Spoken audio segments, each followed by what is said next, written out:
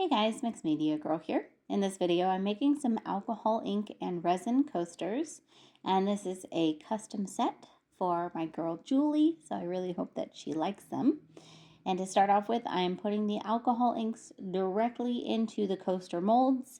These are the little flower coaster molds, so there's no resin or anything else in here yet, just putting the alcohol ink in here.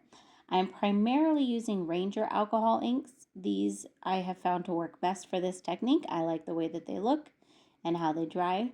And I'm using just a variety of purples and blues here, including this one, which is a metallic purple. And then I use just a smidge of black on the center here, and then a little bit of Pinata white alcohol ink. And that's just to help make those colors pop.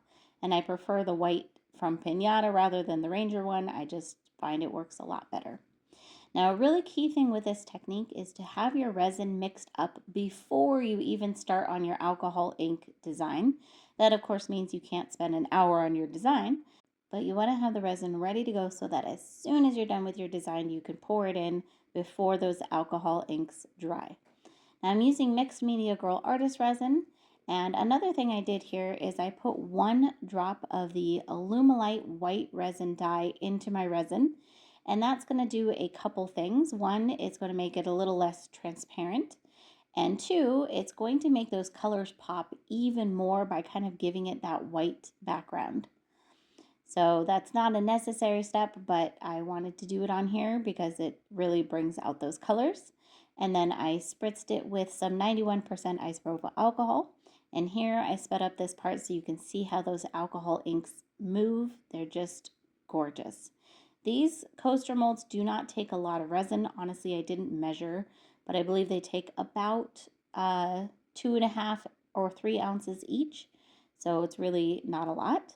And then I just let them sit and fill in with their color, and I think they're just gorgeous. I do recommend letting it sit for about 15 minutes and then spraying it one more time with the isopropyl alcohol.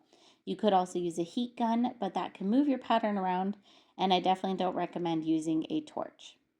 So after those cured, I did put a little bit of clear resin in with some diamond dust, as there was a little room left in my silicone molds.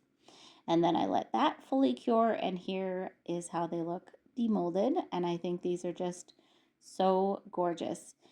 Now, these do have the texture and really the design on one side, but you can use them on either side. There's no rules with this. Flip them over if you want. They're really pretty on both sides. So I hope you guys enjoyed this, and I'll see you all next time.